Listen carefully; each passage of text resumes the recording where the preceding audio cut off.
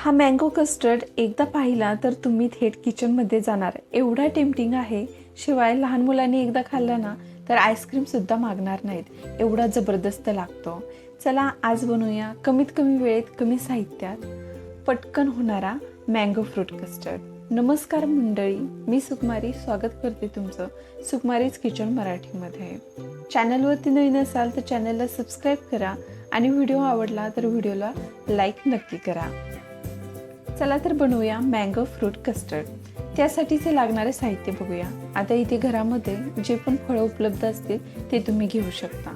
यामध्ये आंबा घेतलेला आहे, ॲपल, डाळिंब घेतलेला आहे, केळी आणि द्राक्ष घेतलेली आहेत.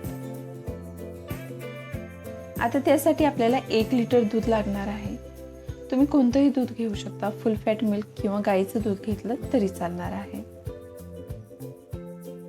बघा 2 चमचे मी इथे कस्टर्ड पावडर घेतलेली आहे व्हॅनिला फ्लेवरची आणि अर्धी वाटी साखर घेतलेली आहे. सगळ्यात अगोदर गॅस ऑन करून आपण दूध उकळून घेणार आहोत. गॅसची फ्लेम मीडियम ठेवायची आणि दूध उकळायला ठेवायचं आहे. तोपर्यंत आपण कस्टर्ड पावडरची स्लरी तयार करूया.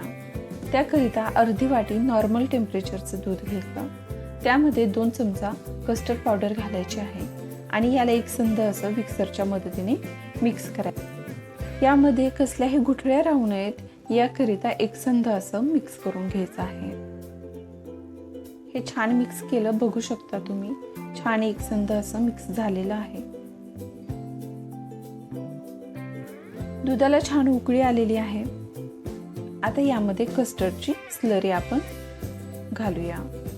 कशी घालायची? एका हाताने ही स्लरी ओतायची आहे आणि दुसऱ्या हाताने मिक्सरच्या मदतीने ती सतत मिक्स करत राहायचं, म्हणजे गरम दुधामध्ये याच्या गुठळ्या किंवा लम्प्स तयार होणार नाहीत. या पद्धतीने गॅसची फ्लेम मीडियम ठेवायची आणि हे सतत असंच मिक्स करत ठेवायचं 1 मिनिटाकरिता.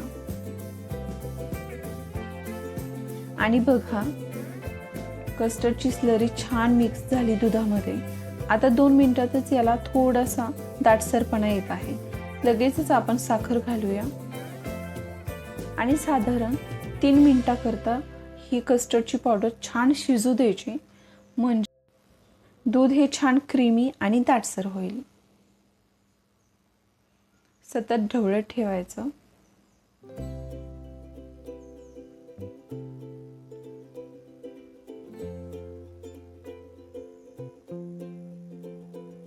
आणि पहा 3 मिनिटांनंतर तुम्हाला बघू शकता याचा दाटसरपणा वाढलेला आहे. आता गॅस बंद करूत आणि हे थंड करण्यासाठी एका भांड्यामध्ये काढून घेऊत. एका भांड्यामध्ये काढलं. आता हे थंड करून घ्यायचं आहे. तोपर्यंत आपण जी फळं घेतलेली आहेत ती कट करून घेऊया.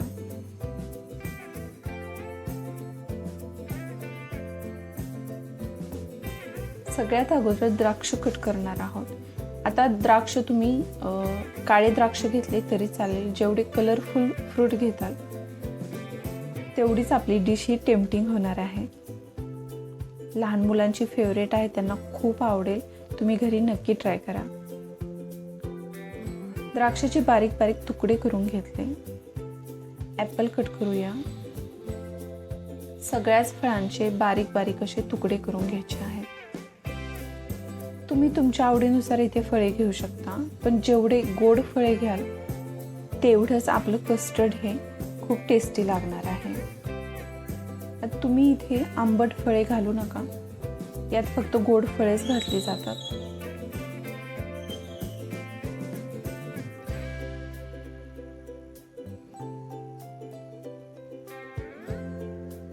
ॲपल कट करून घेतलं. आता केळी कट करूया.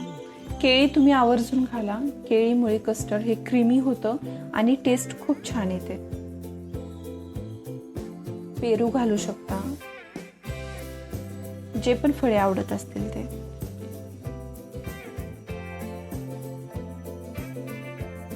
आंबा कट करूया. आंब्याचं सीझन संपण्या अगोदर हे कस्टर्ड तुम्ही नक्कीच ट्राय करा. बरं, यामध्ये व्हॅनिला कस्टर्ड पावडर मी वापरली, पण मँगो फ्लेवरची कस्टर्ड पावडर देखील मिळते, तर तुम्ही ती देखील घालू शकता.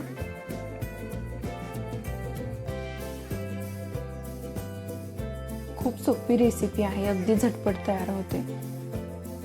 फक्त फळं कट करायला वेळ लागतो.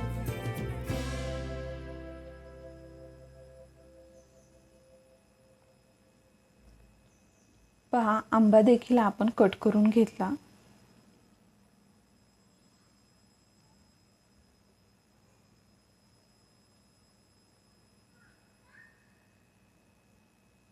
आता डाळिंब कट करूया.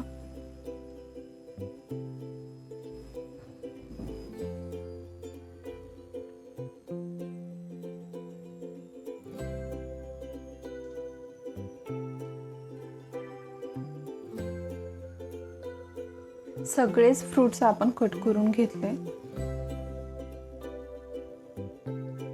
फ्रुट्स आपले तयार आहेत. आता तयार कस्टर्ड मध्ये सगळे फ्रुट्स घालून घेऊत.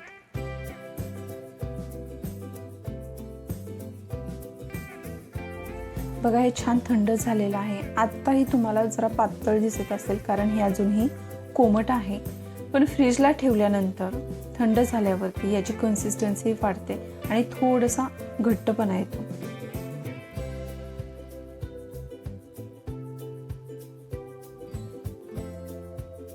सगळे फळं घालून याला छान मिक्स करून घेऊया.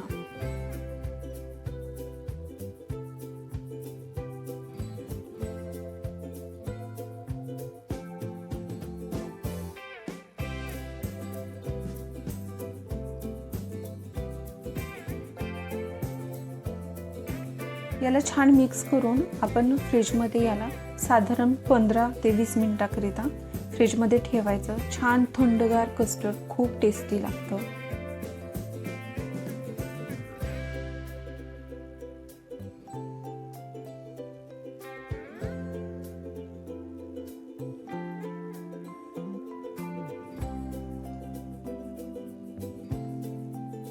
थंड होण्याकरिता फ्रीजला ठेवून. आणि बघा, साधारण 15 मिनिटे मी फ्रीजला ठेवलं होतं. त्यानंतर बघू शकता याला छान दाटसरपणा आलेला आहे, थोडंसं घट्ट झालेलं आहे. आणि हे थंडगार कस्टर्ड खायला खूप मज्जा येते. लहान मुलांचं हे खूप फेवरेट आहे. तुम्ही घरी नक्की ट्राय करा. एका वाटीमध्ये सर्व करूया.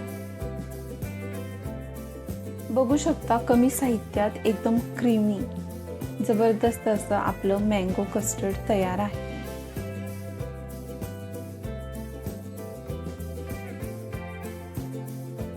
तुम्ही हा कस्टर्ड घरी नक्की ट्राय करा आणि कसा झाला ते मला कमेंटमध्ये सांगायला विसरू नका. व्हिडिओ आवडला असेल तर लाईक करा आणि चॅनलला देखील सबस्क्राईब करा. धन्यवाद.